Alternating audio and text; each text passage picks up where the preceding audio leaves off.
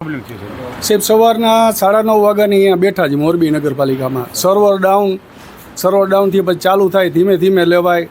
2 વાગ્યા એટલે કે હવે રિસેસ ટાઈમ છે, બેસવાનું. જો તમે બહાર જાઓ તો તમારો નંબર જાય.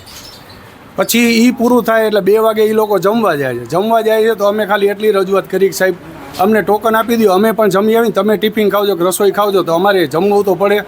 એટલે અમે એને એટલી ખાલી રજૂઆત કરી કે ભાઈ અમને ટોકન આપી દો ખાલી. તો 1 થી 4માં જે નંબર હોય તો અમારે પછી બીજા આવી જાય તો બીજાનો વારો આવે. તો અમારે તો આજ ધક્કા ખાવાના 4 સાડા 4 પછી કે ઓફિસ બંધ થઈ ગઈ, ફરી બીજે દિવસે લાઈનમાં વારો લગાડવાનો. એટલે અમારે આ જ કરવાનું આવે. જો તમે ટેક્સ નથી ભરતા તો નોટિસો આપવી છે. ટેક્સ ભરવા જાઓ તો સર્વર ડાઉન. પ્લસમાં અહીંયાથી એવું કહેવામાં આવે કે હવે તમારો વારો પછી આવશે.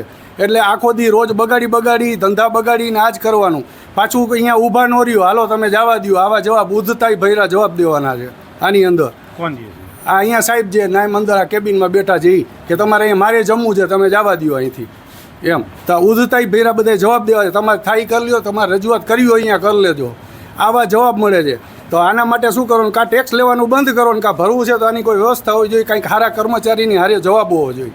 આ પબ્લિક એક ટેક્સના પૈસા ભરવા આવે છે, એનાથી પગાર લેવો છે અને માથે ઉધતાય ભૈરા જવાબ દેવા છે. આ વાત વ્યાજબી નથી લાગતી સાહેબ. અને સવારના 9:30 બેઠા છે, જમવાનું પાણી પીધા ભેગા નથી થયા. હવે પાછા ખુલે એટલે પાછું અમારે લાઈનમાં બેસવાનું. કંઈ વારો આવે તો લેવાનો, નકર પાછું કાલે. એટલે આ ધંધો કરવાનો, રોજ બગાડી શોરૂમ બગાડીને આ જ ધંધો કરવાનો છે અમારે. સવારની 10 વાગ્યાની આવી છું. આપણે પૂછીએ તો વ્યવસ્થિત જવાબ ન દે. આ થાય છે પણ 5-5 કલાક લગી કંઈ સર્વે બંધ હોય તો તમે લોકો ઉપર કે કેમ કમ્પ્લેન કરીને કાંઈ કેમ વ્યવસ્થા કરતા નથી? સિનિયર સિટીઝનની કેમ લાઈન જુદી રાખતા નથી? મને પોતાને ડાયાબિટીસ છે, અત્યારે ખાધા પીધા વગર ના બેઠા છીએ, અહીં ચક્કર આવશે તો કોણ જવાબદાર? ના થશે કાંઈ નહીં કે હા આમ નામ ના તમે જાઓ તો તમારો નંબર ગયો એ અમને કંઈ ખબર નથી. હવે જ્યારે આવે ત્યારે જ્યારે તમારો નંબર આવે ત્યારે કરવાનું, અમને કંઈ ખબર નથી. આ કાંઈ આ સિસ્ટમ નથી બરાબર. અમે એમ જ કહીએ છીએ કે તમે વ્યવસ્થિત અમારા હારે કોઓપરેટ કરો. અમે તમારા હારે કોઓપરેટ કરી. તમે ઉપર કયો, અમે ન કહી કે અમારું કંઈ હાલે નહીં તો કહેવાનું કોને? કમિશનર સાહેબને. એના અમને નંબર ન દઈ એ તમને મળે નહીં તો અમારે કમ્પ્લેન કેને કરવાની? એટલે જાહેર જનતાને બધાને ખબર પડે કે આવી રીતના આવી સિસ્ટમ હોય તો આ નકામી છે. તમે વ્યવસ્થા કરો, સરખી રીતના કરો, બધાને સિનિયર સિટીઝનની લાઈન જુદી રાખો અને સિસ્ટમેટિક થોડુંક ચાલો તો અમને પણ મજા આવે. ટેક્સ ભરવા અમે હાજર જ છીએ, અમારી ફરજમાં આવે છે બધું, અમે સમજીએ છીએ. પણ આવી રીતના ન ચાલે આ બધું. આમાં કંઈક આનો નિર્ણય આવવો જોઈએ. હવે 5 કલાકથી અમે બેઠા છીએ. બેઠા છે 5-5, 6-6 કલાકથી. હજી લોકોનો વેરો નથી ભરાણો. શું કહેશો? જી, આજે સર્વરનું જો કે હમણાંથી આ સર્વરના જે ઉપરથી એની જે પ્રોસિજરમાં હોય છે એના માટે સર્વર ડાઉન જ છે. અને આજે સર્વર ડાઉન છે જ એના માટે અમે 11:15 થી 12ની અંદર એક જ મેલી કરેલો હતો.